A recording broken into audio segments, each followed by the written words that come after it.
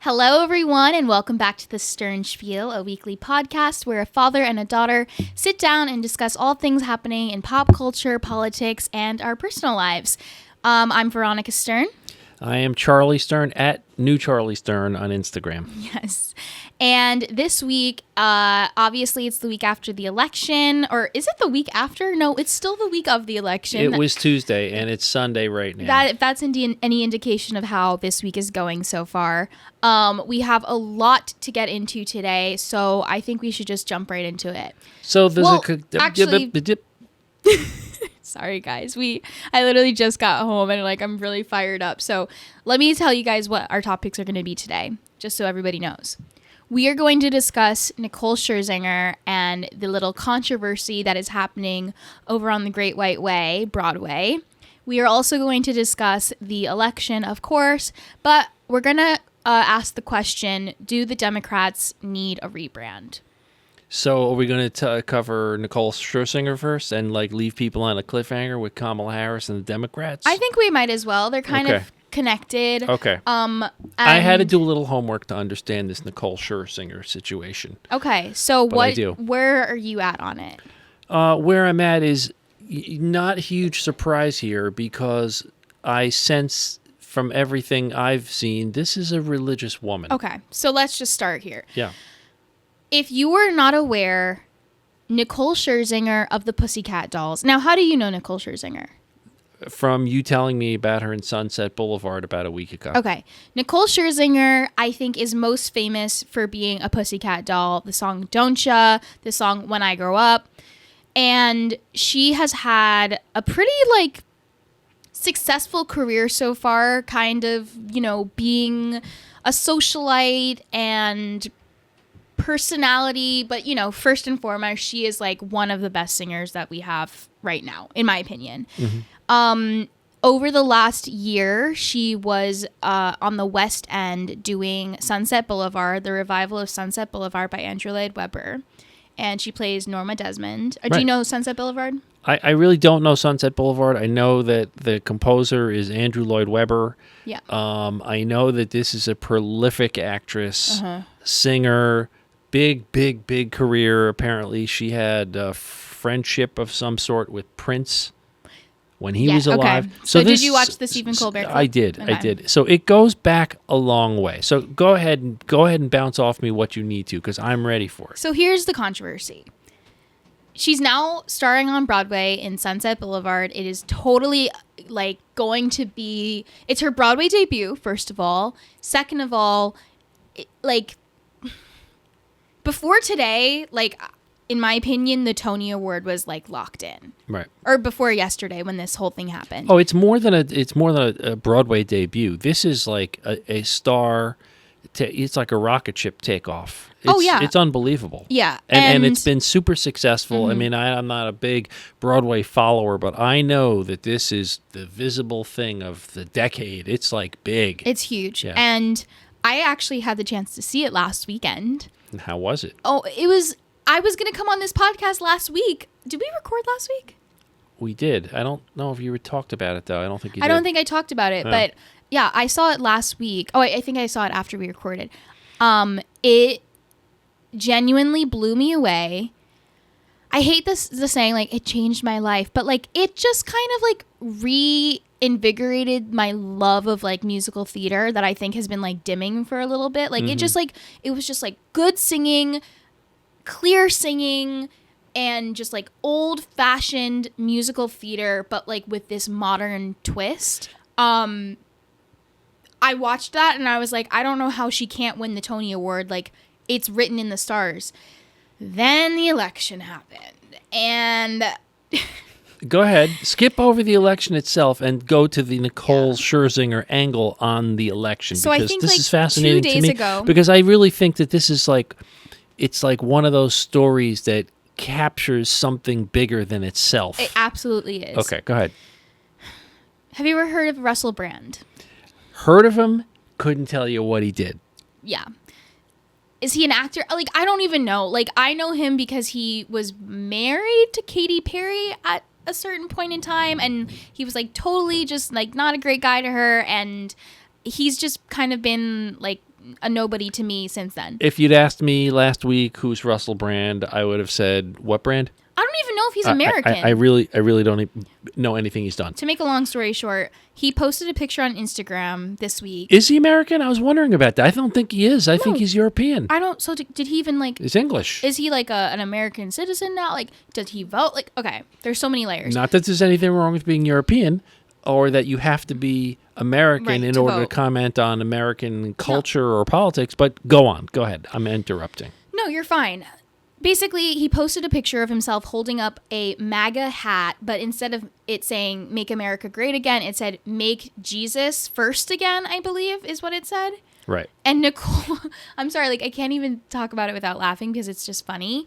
Nicole Scherzinger commented underneath it and said, quote, this was on X. No, it was on Instagram. Oh, okay, go ahead. He said, quote, "Where do I get this hat? Question mark, exclamation point." That's all she said. Right. And then the internet did its thing, screenshotted it, and was like... it went crazy. No, it went actually crazy. Yeah. Then all of a sudden, you see a headline that says, "Nicole Scherzinger comes out as a Trump supporter," as if it's like she was hiding in the closet. Like, this is part of the problem. Now, I want to say this. Yep. I would like to separate the art from the artist for just a moment. However she voted, whatever she feels about certain topics, that does not change the performance that I saw. And that way, I don't know if that's controversial. Well, let's establish as a baseline, this is a phenomenal actress who's at the peak of her career and in a performing role right now that we will remember for decades. Let's just both accept that as a baseline. You saw it, your mom saw it, and I believe you, and I see the hype, and I don't want to take anything away from that. But now go on with the rest of the questioning, because I know there's a comment in here for me. I'm just waiting for the right point. So people, I don't want to say in the Broadway community, because I think it's spanning a little farther than that. You know, I would say, I guess people are trying to cancel her because she commented, "Where do I get this hat?" That once again, it said, "Make Jesus first again." Right. I want to also say this. Nicole Scherzinger has been steadfast in her beliefs.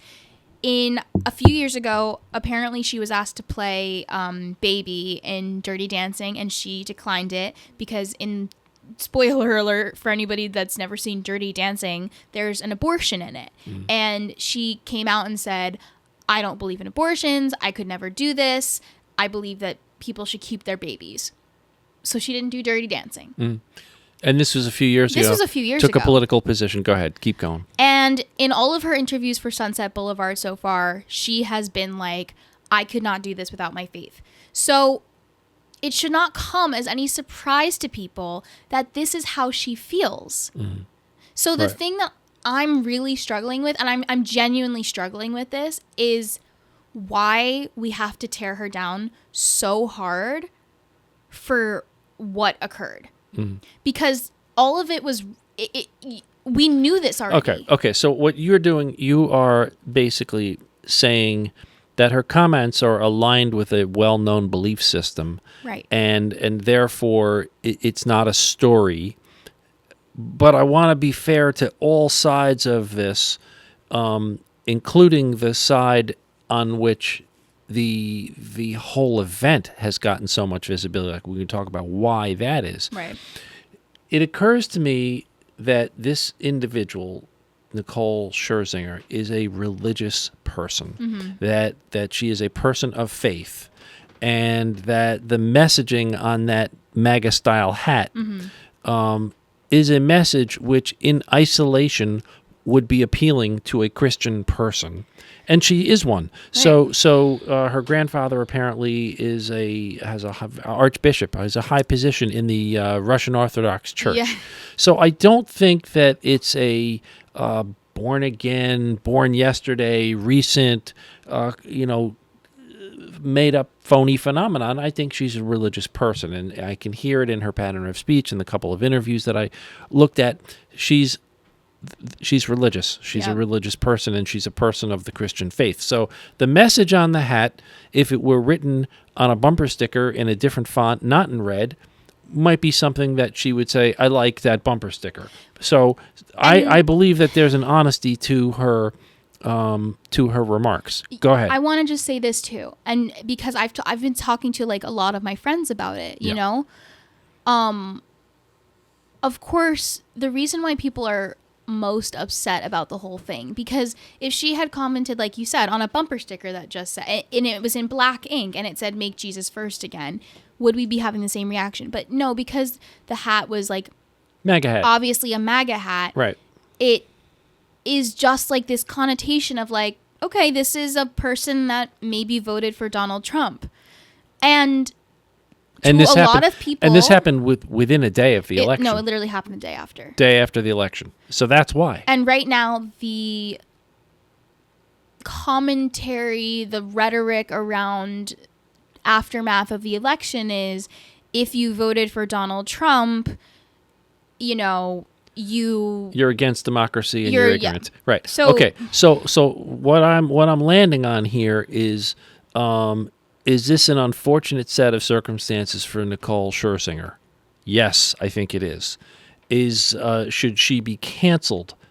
No, I don't think she should be canceled in any way, shape, or form. No, nobody should ever be canceled. And this should not That's not right. This should not take away anything from the enormity of her professional success in Sunset Boulevard. Okay. That's how I see the whole entire thing. But where I think there is, you know, these kinds of stories are sort of like allegorical. In other words, what's allegorical mean? I think it means like when a thing is sort of a reflection of something much, much larger. Yes. And I think that's what's going on here. And if I'm misusing that vocabulary word, we'll have to look it up after we're done recording. Can I just say one thing? Yeah. I just said nobody should ever be canceled. I want to just put context to that. I just think that like for believing in what they believe in, because her actions... her actions have never pointed to this is a hateful person.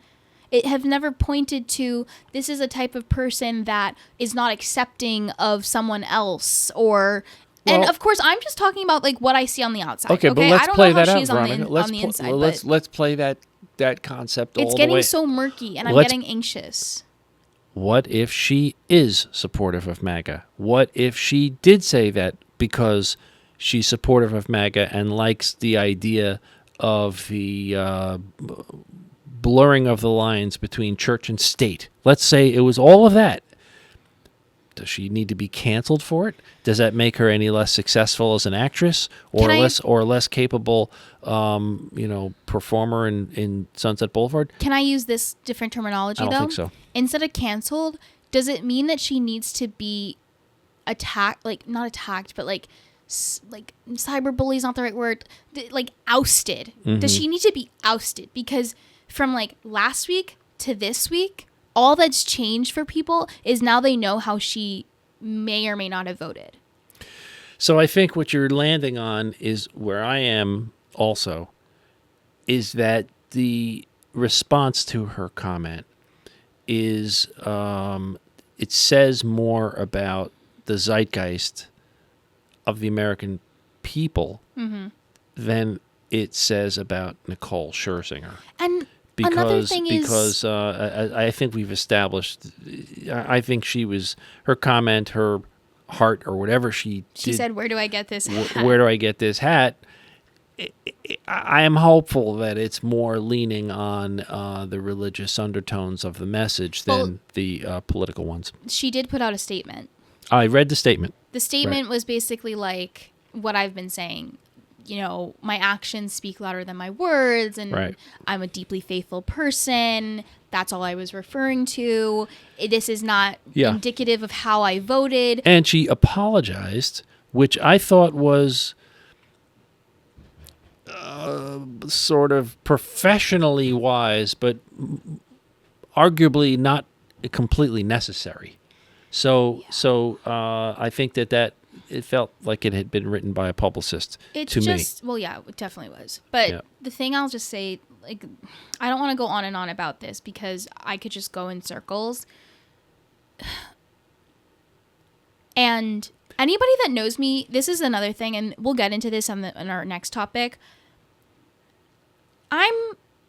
I voted for Kamala. But, like, if somebody like Nicole Scherzinger told me they voted for Donald Trump and they gave me their reasons, that would not make me not want to work with her.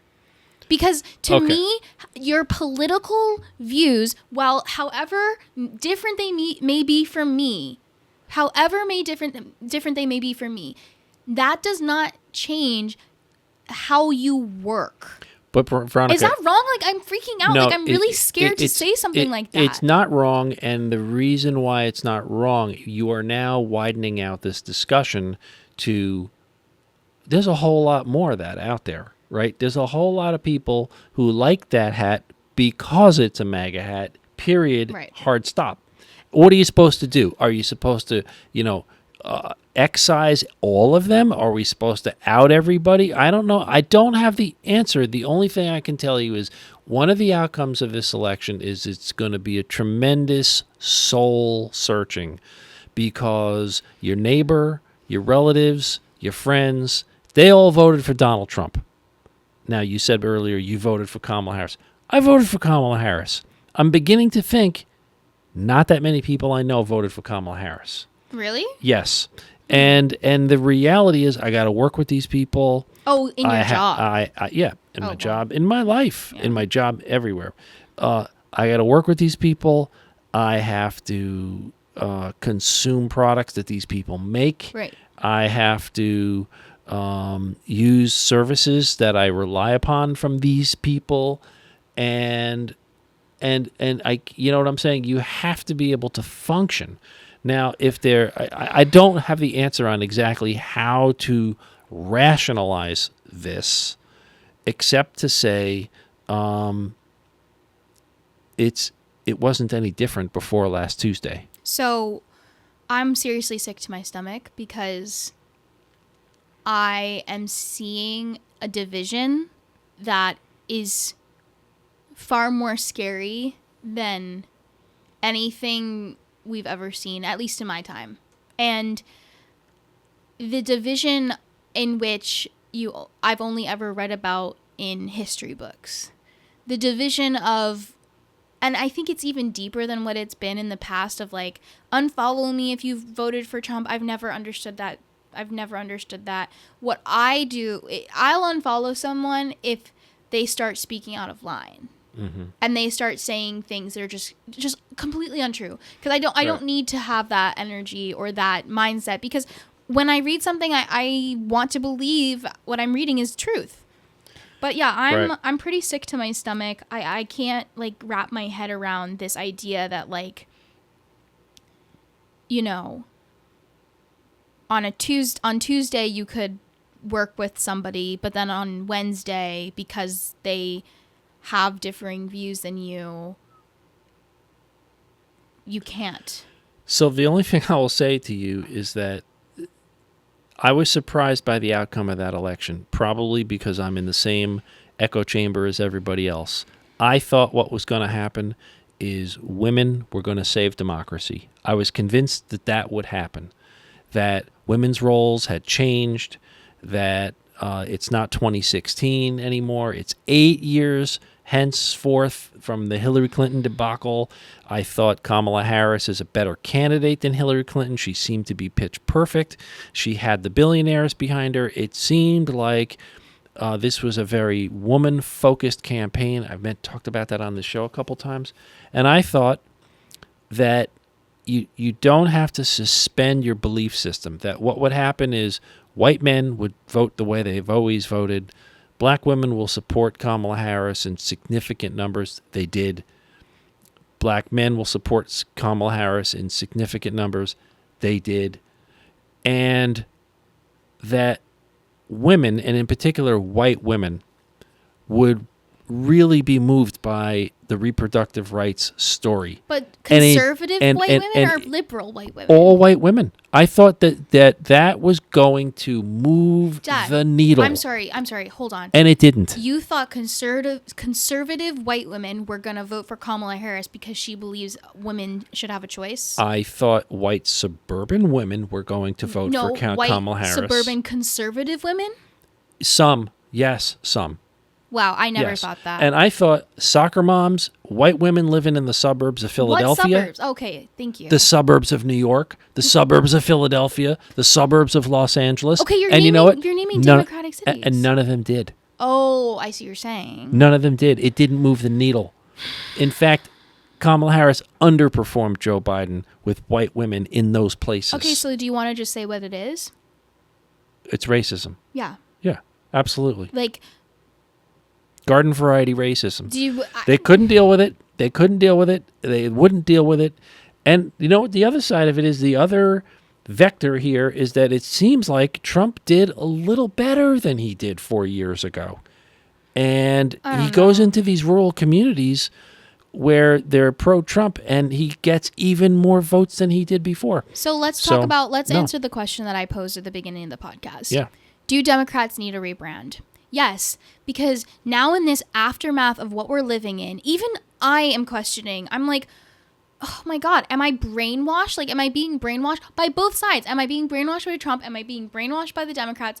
And the messaging of like, they went way too hard on the messaging of like, Donald Trump is bad, Donald Trump is stupid. That's always made me very deeply uncomfortable because by doing that, you're calling entire groups of people stupid and dumb and like, it's just not nice. Well, that's the elitism. We've become so unfriendly and so nasty to one another. Yeah. It's terrible. Right. So and there's a couple of factors. I mean, I don't want to just repeat stuff that other people say, but like we sort of know what the elements are that have accelerated that problem. I just want to say to you that, you know, you're a younger person and maybe there's less scar tissue built up, but based on where I've been in life, although I was surprised last Tuesday, I'm not surprised because all of that has been here the whole entire time. But the thing is, I fear, and I don't want to say it's like Donald Trump's fault or whatever because I don't feel comfortable doing that game anymore. But like, things got really nasty 10 years ago. Yeah, and in a way, started with Let me finish. Yeah. It started with Donald Trump saying that Obama wasn't like the birth certificate thing. To me, that's where it all started because in terms of what the last 10 years have been, obviously there's like the history books version of when it started, but I'm just talking about what the last 10 years have become where we can't even have this regularly scheduled debates and the rhetoric that, you know, one person has to have over the other is this person's bad, this person's mean, this person, like just putting them down and not even focusing on like what's important. But Veronica, why do you think it worked as well as it did? Because, I can tell you why. Because there was a clip on TikTok of John McCain doing like a town hall type of thing where he was like, you know, walking up to people to take questions. And in the clip, he walks up to some guy and the guy is like, I don't want to vote for Obama because I'm scared that he's not going to listen to me. And then John McCain, no, there's a second part. John McCain takes the microphone from him and says, no, if I don't win, Obama's going to be a president for you as well. Like, you don't have to worry about that. Mm-hmm. Then he went to the next person and it was this woman from like the Midwest or something. Right. And she said, I don't want to vote for him because he's an Arab. Right. And then he literally didn't even let her finish her sentence. He took the microphone and said, ma'am, do not ever say that. That is an American citizen. He will be a wonderful president if I don't win, and you will be lucky to have him. Right. We don't have that anymore. And then he lost. So the problem, Veronica, you asked, the framing question was, does the Democratic Party need a rebrand? And what I'm about to tell you is maybe even more depressed than you already are. A rebrand is not going to do it. What's going to do it? So restructure? So the problem is that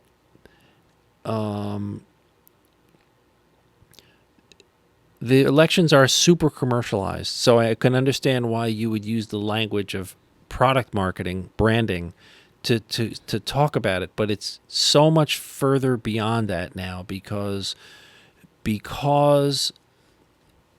this was like a change of government, right? It's bigger than Trump because now with control of the White House and the Senate, possibly Congress, although I gather that the Democrats actually did pick up a couple seats. Depending on how the congressional races finally land, which we don't know as of this moment, the Supreme Court is in the control.